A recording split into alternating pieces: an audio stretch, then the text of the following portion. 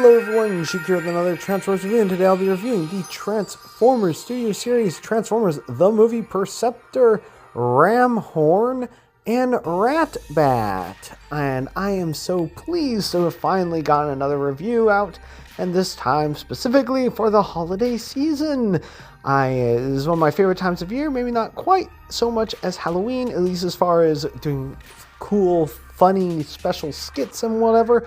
And also, as a note, I mistakenly called Ramhorn Rhyhorn later on in this review, so please disregard. Anyway, this set is pretty nifty, and I definitely highly recommend him, even if you do have the Studio Series 86 Perceptor. Perceptor! I was not thinking I was going to get another Perceptor, but here we are. He is really cool. Definitely an improvement in some ways over the original Studio Series 86 figure that was released. And unfortunately, there is not a backdrop that I have that is for the scene that he shows up in the Battle of Autobot City.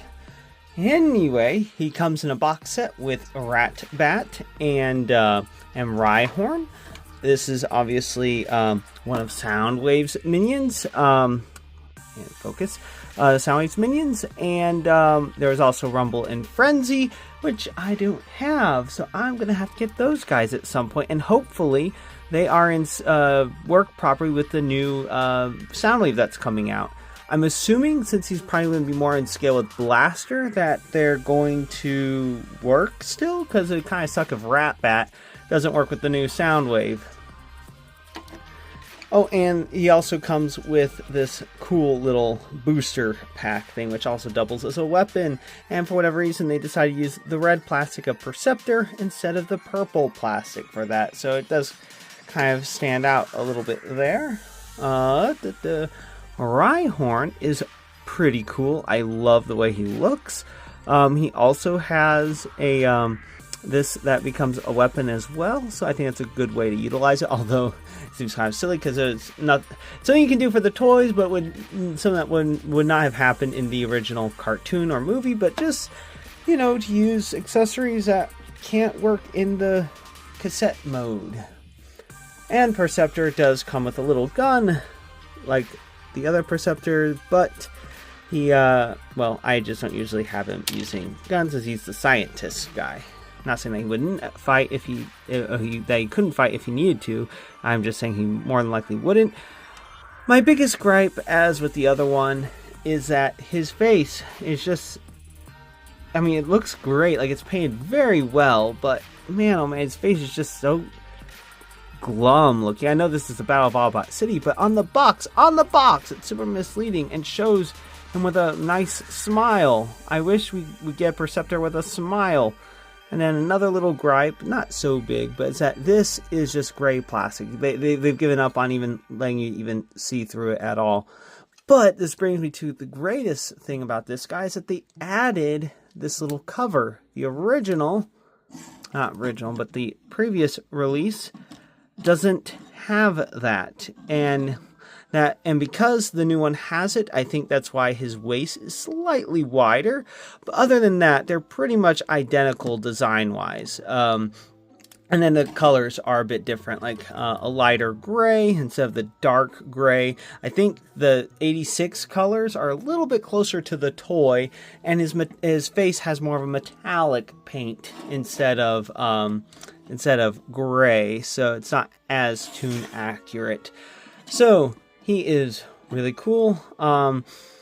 Articulation, I'll just do a brief overview because, you know, you might not have seen my other Perceptor review, but head can look up and down, not very much. It's a little bit of side-to-side motion. Can do a full 360. Arms can go out that far. Can do a full 360. Bicep rotation. About 90 degree bent at the elbow. No wrist rotation. Waist rotation, legs go forward that far, back that far, thigh rotation, can do the full splits, gets over 90 degree bent at the knee, and he has ankle pivot, so that's pretty nice. I would say that these guys technically have a itty bitty bit of articulation, but it's not even worthwhile to show off. The legs can move, but that's more for transformation for both of them. And same with Ratbat. And if you do try to move him, he can't even stand or perch. So these two are pretty much little statues. And then for comparison, here we have Steeljaw, which is pretty cool because he's well, you know, one of the other cassettes for Blaster. And he's definitely not as chonky as Rhyhorn, but Rhyhorn is a rhino, so it makes sense he'd be bulkier. And then, since I may as well bring him over here, Blaster. And don't fall over, please don't fall over. And see how these two look together. And since this is 86 movie colors, and this is 86 movie colors, I am more than likely going to part ways with this Perceptor.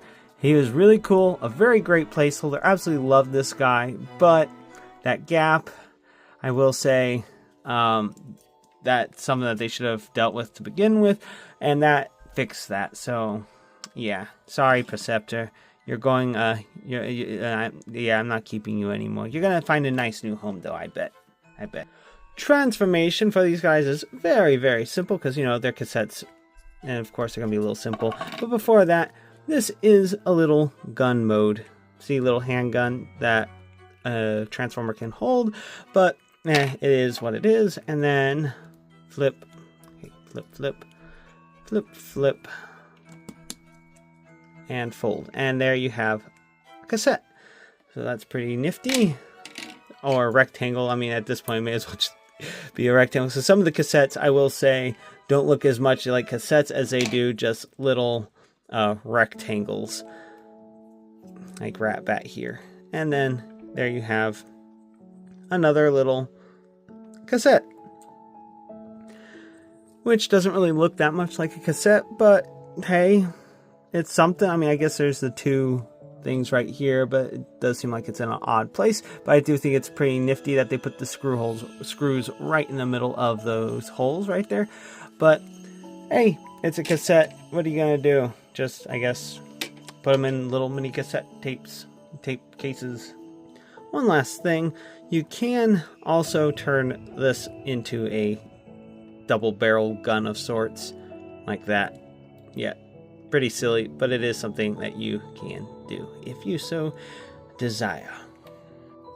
Not going to bother with transformations for today, but if you would like to see that, go ahead and check the reviews of the previous Perceptor. This is the hidden mode, although it does have capability to turn in this mode. It's not listed on the instructions, but it is a turret left over from the Diaclone toy line, I do believe. But it's still pretty cool, although the bottom of the chest piece does look a little odd since it's not clear. And here we have the microscope mode. Decided to have him inspecting Ratbat more closely in his cassette mode. And this Perceptor does look really cool. Even though you don't have the translucent lens for the microscope, the 86 one was so foggy you couldn't really see through it anyway. So it's not that big of a deal because it still looks pretty cool and still looks pretty screen accurate. Anyway, that's about it for Transformers Studio Series Transformers the Movie Perceptor, Ramhorn, and Ratbat. And if you like this review and you'd like to see more, please click that like and subscribe button to see more. And until next time, I hope you have a wonderful time getting ready for Christmas and the holidays, and have a good one, everyone.